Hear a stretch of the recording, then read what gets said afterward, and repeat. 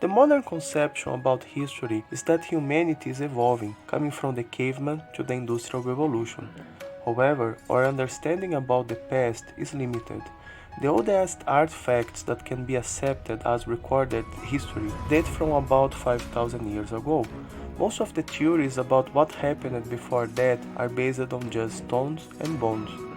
Many cultures from the past had a conception of a forgotten golden age. The Greeks, for example, believed that humanity went through a sequence of 4 ages before the present times. In the first, the Golden Age, humans lived almost like gods, living a long and opulent life without having to work and never experiencing suffering. In the next age, called the Silver Age, humans become vastly inferior in appearance and wisdom and had to work to make a living. However, they still lived very long lives, with children playing for 100 years before growing up. In the third and fourth ages, called the Bronze Age and the Age of Heroes, men were strong and warlike and had shorter lives. Greeks believed to live in the last age of the cycle, an Iron Age where humans are evil and selfish, burdened with weariness and sorrow. According to them, in this age, piety and other virtues disappeared and the gods abandoned earth. In the Vedas, the Greeks are described as the Pulindas, people close to Vedic culture, that although not a direct part of it, shared much of its values and knowledge. It's not a wonder thus that the concept of golden, silver, bronze and iron ages of the Greeks is also described in the Vedas, but in this case with more detail. According to the Vedas, our planet goes through a sequence of 4 ages. Just like we have 4 seasons in a year and these seasons repeat, similarly these cosmic cycles also go on cyclically. Different from modern theories that conclude that modern human beings are the result of a long evolutive process that ultimately happened by chance, the Vedas explain that modern humans are actually fruit of a devolutive process. Humanity is originally created by higher beings in a state close to perfection and slowly degrades up to a point of complete barbarism. Dr. Michael Cremo explained this version in his book Human Devolution. According to the Vedas, the first of the 4 ages is called Satya Yuga, the Golden Age. That's the age of purity, where enlightened souls chalking up an ascending path towards higher planetary systems take birth in this planet to practice self-realization. In Satya Yuga, humans live almost like the inhabitants of higher planetary systems. They live in a subtle dimension and have bodies that are free of diseases. Through the practice of meditation, they are able to extend their lives and thus most are capable of living for incredible 100,000 years. At this age, all necessities of human beings are supplied by nature. Nobody has to work in farms or factories to make a living. By living such natural and pure lives, people of this age are completely free of anxiety and are thus capable of reaching spiritual perfection through the practice of Ashtanga Yoga. Satya Yuga lasts for 4,000 celestial years. Each celestial year corresponds to 360 years of our time, and therefore Satya Yuga lasts for a total of 1,728,000 years. During this period, there is a gradual decline in the level of consciousness, which in time leads humanity to the second age in the cycle, Treta Yuga, or the Silver Age. In this period, people become interested in economic development. Agriculture becomes very prominent, and society is divided in different classes, with pious kings watching over the well-being of the general population. Most people in this age are still quite pious, and their level of consciousness is sufficient to award them bodies capable of living up to 10,000 years. The preferred method of self-realization in this age are elaborated ceremonies where Vedic mantras are chanted in perfect metric and cadence. Treta Yuga lasts for 3,000 celestial years, or 1,296,000 years of our time. Again, there is a gradual deterioration of collective consciousness, and slowly bad habits and lower qualities become more prominent, leading humanity to the third age, Dwapara Yuga, or the Bronze Age. In this age, about half of humanity is dominated by lust, greed, and other bad qualities. At the start of Dwapara Yuga, people live for 1,000 years, but life expectancy diminishes gradually, and by the end of the period, it's close to 100 years. There is also an acute division between groups that continue to follow the path of piety and spirituality and groups that succumb to the influence of lower qualities, and therefore wars become frequent.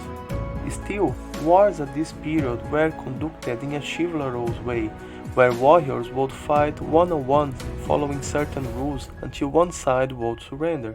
Typically, the two sides would previously agree on a certain place and the battles would happen away from the general population. We can see that this martial code was still followed to a certain extent in ancient Greece and more recently in Japan amongst the samurai.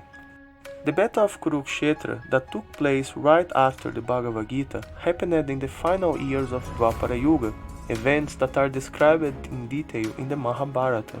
We can see how at those times there was a strong polarization around the virtuous Pandavas and the impious Kauravas, and that the group that supported the Kauravas was much bigger. The Pandavas managed to assemble 7 divisions of soldiers in their army, while the Kauravas amassed 11 divisions. Things became better for some time under the rule of the Pandavas, followed by Parikshit Maharaj, but after that things started to become a little darker. Dwapara Yuga lasts for 2000 celestial years, or 864,000 years of our time. It's followed by Kali Yuga, the last era of the cycle, the era we are currently living. This age started 5121 years ago, exactly at the time Krishna left this world. In the Surya Siddhanta is described a particular alignment of planets, very inauspicious according to astrology, that happens at the start of this era, an information confirmed by modern calculations. There is a great shift in consciousness after the end of Dwapara Yuga. With the beginning of Kali Yuga, humanity descends to a gross dimension, where we don't have contact with higher beings. During this age, our planet is basically quarantined. This idea explains why we can't find much evidence of evolved civilizations from the past.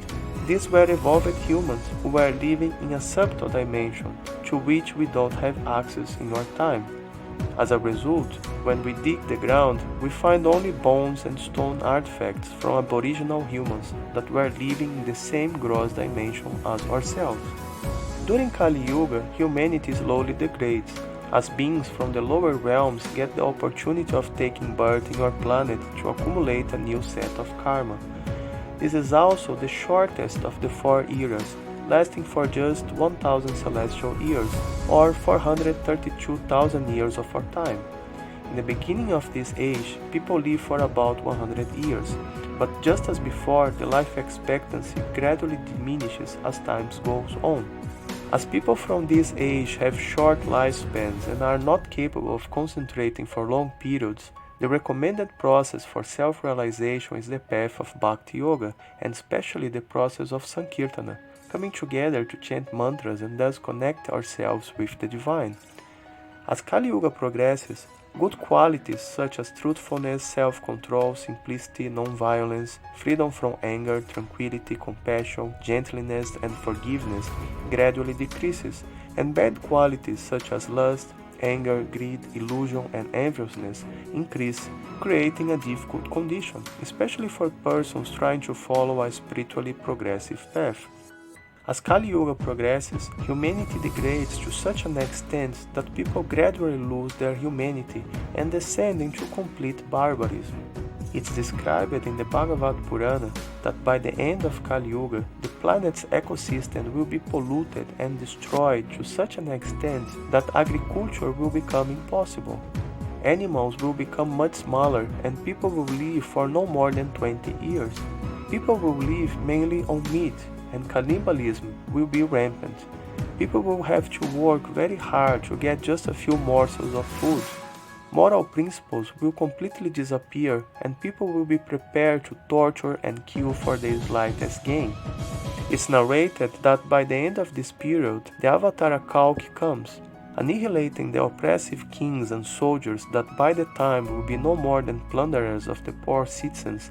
He creates the conditions for the beginning of a new golden age.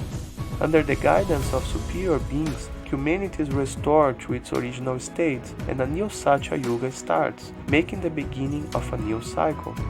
However, there is also hope. It's also described that after the first 5,000 years of Kali Yuga, a short golden age will manifest, offering the conditions for a gradual revival of spirituality, combined with growing material prosperity. In the next videos of this series, we are going to see more details about this golden age, as well as the longer cosmic cycles that the universe goes through. See you there!